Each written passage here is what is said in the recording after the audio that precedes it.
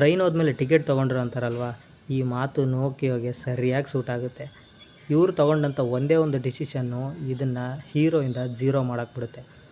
2007ರಲ್ಲಿ ಏನಾಗುತ್ತೆ ಅಂದರೆ, Steve jobs ಅವರು ಆ್ಯಪಲ್ ಫೋನ್ನ ರಿಲೀಸ್ ಮಾಡ್ತಾರೆ, ಅಂದರೆ ಟಚ್ ಸ್ಕ್ರೀನ್ ಮೊಬೈಲ್ನ. ಆ ಟೈಮಲ್ಲಿ ಈ ಜನಗಳು ಹಾರ್ಡ್ವೇರಿಂದ ಸಾಫ್ಟ್ವೇರ್ಗೆ ಶಿಫ್ಟ್ ಆಗೋಕ್ಕೆ ನೋಡ್ತಾ ಇರ್ತಾರೆ.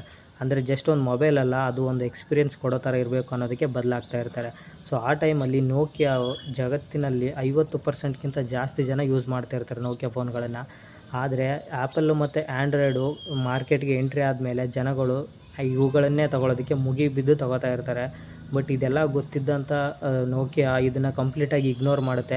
ನಾವೇಕೆ ಟಚ್ ಸ್ಕ್ರೀನ್ಗೆ ಹೋಗಬೇಕು, ಆಲ್ರೆಡಿ ನಮ್ಮ ಫೋನ್ಗಳನ್ನ ಜಗತ್ತಿನಲ್ಲಿ 50%ಗಿಂತ ಜಾಸ್ತಿ ಜನ ಯೂಸ್ ಮಾಡ್ತಾರೆ, ಇದೆಲ್ಲ ಸ್ವಲ್ಪ ದಿನ ಅಷ್ಟೇ ಗಿಮಿಕು ಅಂತ ಹೇಳ್ಬಿಟ್ಟು ಕಂಪ್ಲೀಟಾಗಿ ಇಗ್ನೋರ್ ಮಾಡ್ತಾ ಇರ್ತಾರೆ.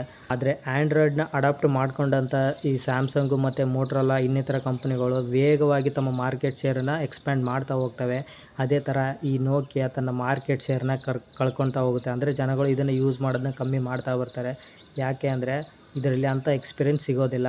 ಆದರೆ ನೋಕಿಯಾಗೆ ಲೇಟಾಗಿ ಅರ್ಥ ಆಗುತ್ತೆ. ಸೊ ನಾವು ಇದನ್ನು ಅಡಾಪ್ಟ್ ಮಾಡ್ಕೊಳ್ಳೇಬೇಕಂತ ಹೇಳ್ಬಿಟ್ಟು ಇವ್ರು ಏನು ಮಾಡ್ತಾರೆ ಅಂದರೆ, ಆ್ಯಂಡ್ರಾಯ್ಡ್ನ ಚೂಸ್ ಮಾಡೋ ಬದಲು ಹೋಗಿ ಮೈಕ್ರೋಸಾಫ್ಟ್ನ ವಿಂಡೋಸ್ನ ಚೂಸ್ ಮಾಡ್ತಾರೆ. ಆದರೆ ಮೈಕ್ರೋಸಾಫ್ಟ್ನ ವಿಂಡೋಸಲ್ಲಿ ಏನಾಗುತ್ತೆ ಸಾಫ್ಟ್ವೇರಲ್ಲಿ ಅಂದರೆ, ಜನಗಳು ಯೂಸ್ ಮಾಡೋದಕ್ಕೆ ಆ್ಯಪ್ಗಳೇ ಇರೋದಿಲ್ಲ. ಮತ್ತು ಡೆವಲಪರ್ಗಳಿಗೆ ಇದರಲ್ಲಿ ಆ್ಯಪ್ನ ಡೆವಲಪ್ ಮಾಡೋದು ತುಂಬಾ ಕಷ್ಟ ಆಗ್ತಾ ಇರುತ್ತೆ. ಇದರಿಂದ ಆಗ್ಬಿಟ್ಟು ಜನಗಳು ಇದು ನೋಕಿಯಾ ಫೋನ್ನ ಕಂಪ್ಲೀಟಾಗಿ ಇಗ್ನೋರ್ ಮಾಡ್ತಾರೆ. ಆ್ಯಂಡ್ರಾಯ್ಡು ಮತ್ತು ಆ್ಯಪಲ್ನ ಯೂಸ್ ಮಾಡೋದಕ್ಕೆ ತುಂಬಾ ಇಷ್ಟಪಡ್ತಾ ಇರ್ತಾರೆ.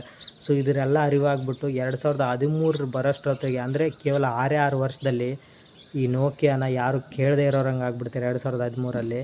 ಸೊ ಇದರಿಂದ ಇದು ಕಂಪ್ಲೀಟ್ ಲಾಸಲ್ಲಿ ನಡೀತಾ ಇರೋದ್ರಿಂದ ನೋಕಿಯಾ ಫೋನು ಕೇವಲ $7 ಬಿಲಿಯನ್ ಮೈಕ್ರೋಸಾಫ್ಟ್ಗೆ ಮಾರಾಟ ಆಗಿಬಿಡುತ್ತೆ. ಸೊ ನಿಮಗೇನು ಅನಿಸುತ್ತೆ? ನೀವು ಕೂಡ ನೋಕಿಯಾ ಫೋನ್ ಯೂಸ್ ಮಾಡಿದ್ದೀರಾ ಅಥವಾ ಇನ್ನೂ ಯೂಸ್ ಮಾಡ್ತಾ ಇದ್ದೀರಾ? ಕಮೆಂಟ್ ಮಾಡಿ.